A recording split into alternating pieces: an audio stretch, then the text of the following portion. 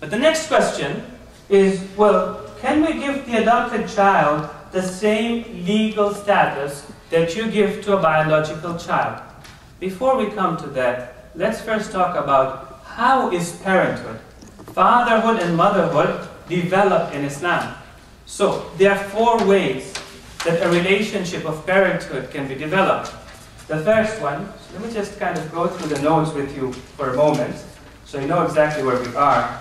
If you just turn to page number 2, you'll see that I've outlined the 2 processes. The first is the process of providing for the basic necessities of the child. The second is the process of giving the same legal status to the child. As far as the first one goes, I say Islam strongly encourages the first process. This can be seen in the seerah of the Prophet of Allah, who treated Zayd bin Haritha affectionately. As far as the second process goes, Islam recognizes that an individual can be considered to be the father or the mother as long as there is some form of biological connection between the two. Well, how is this biological connection formed? I've got A, B, C, and D. So the first one is, as far as the father goes, he provides the seed or the nutfah. The one who provides the nutfah is considered to be the father. As far as the mother goes, the mother is the one who also provides the eggs. That's one. But we also say, because of the problems caused by modern technology, we also can say that the mother is also the one who provides the womb, right? And gives birth to the child. And there's a 4th form. Now, before we come to the 4th form, in most of these cases, right, once this mother-child or father-child relationship has been formed, the first thing that happens is there is the right to mahramiyah.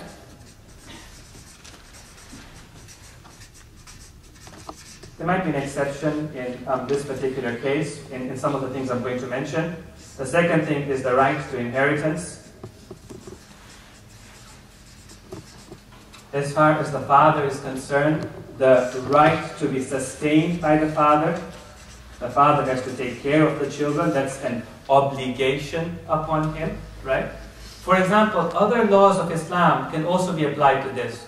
I don't know if you know in Islam, interest is not permissible, right? Taking and giving interest is not permissible. Guess what? Between a father and son, a father and his children, it is permissible. So if you loan something to your dad, you can take interest on it. Or if you learn something to your child, you can take interest on it. But that is only permissible once you establish what? You establish father. Or you establish mother, okay?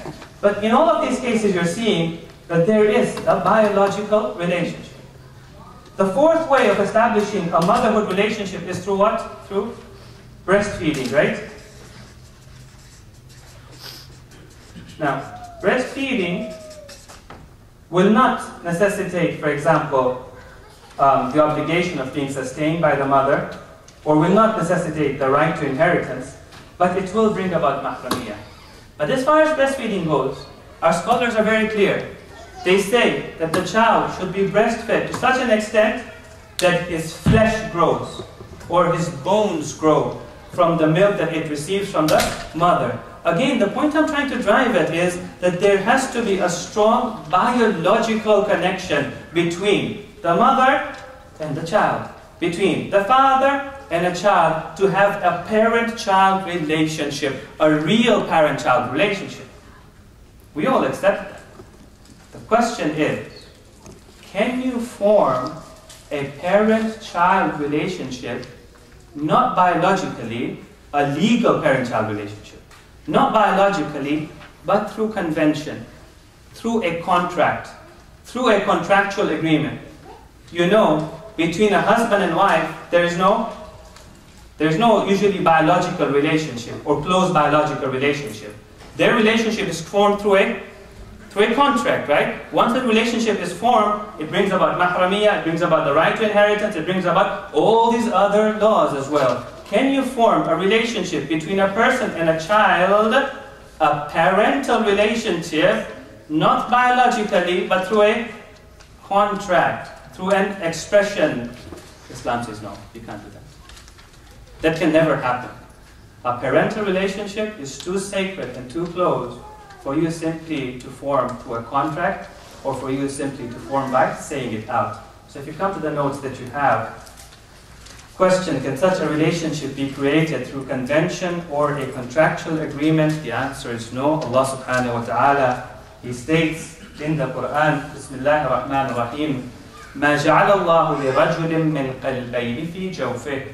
God has not given any man or any woman two hearts. Meaning what? A person cannot have opposing beliefs in his heart. He can't believe that God exists and God doesn't exist at the same time. Such conflict cannot occur in the heart of a person. Not only that, وَمَا جَعَلَ أَزْوَاجَكُمُ اللَّاتِي تُظَاهِرُونَ مِنْهُنَّ أُمَّهَاتِكُمْ. And God has not made your wives, He doesn't allow you to make your wives your mothers.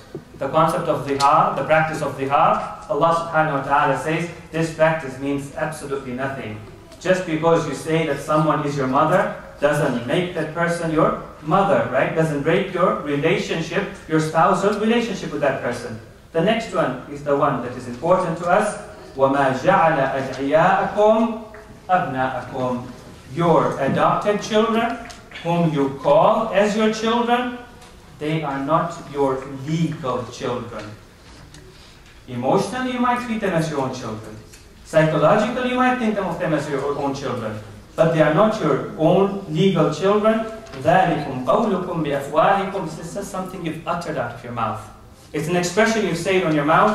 وَاللَّهُ يَقُولُ الْحَقَّ وَهُوَ يَهْدِي السَّبِيلِ أُدْعُوهُمْ لِآبَائِهِمْ هُوَ أَقْسَطُ عِنْدَ اللَّهِ. You cannot change their names. Person adopts a child, they cannot change the child's last name to become their own last name. You have to call them with their own father's name. You have to call them with their own original family's name. That is more just in the eyes of Allah subhanahu wa ta'ala. Let me just complete over here and I'll come back to you. Now, there are reasons for why Islam has done that. And I've outlined 3 reasons very quickly for you over there. The first reason is that Islam believes it's unethical to take away that biological relationship and biological lineage and genealogy from a child. A person has the right that his name or his family name be transferred to the next generation and be perpetuated through the next generation through his own biological children. And the child also has a right to know who his father was and what his lineage is. When you change the child's name, there are high chances that they will forget where they have come from. They will forget the name of their father. That's one. Second reason why Islam hasn't allowed for that is because Islam wants whenever a child becomes orphan or left, that he be taken care of by his own family, by the family of his parents, by people who are close to him, so that he doesn't forget his ethnic, his cultural, and his religious roots. And the third reason that I have given over there is to say that Islam wants the child to remember his actual lineage so that he can maintain a relationship with his biological family. He can maintain a relationship with his biological siblings. And that relationship and that bond should not be removed, and that bond should not be forgotten. God forbid somebody forgets that they are coming from this particular family. And later on, because they don't know they came from this family, they go and marry into that family. That would create a lot more problems. So Islam says yes, you should take care of children, but legally you cannot give it the same consequence that you would give to a biological child. Sallu ala Muhammad wa ali Muhammad.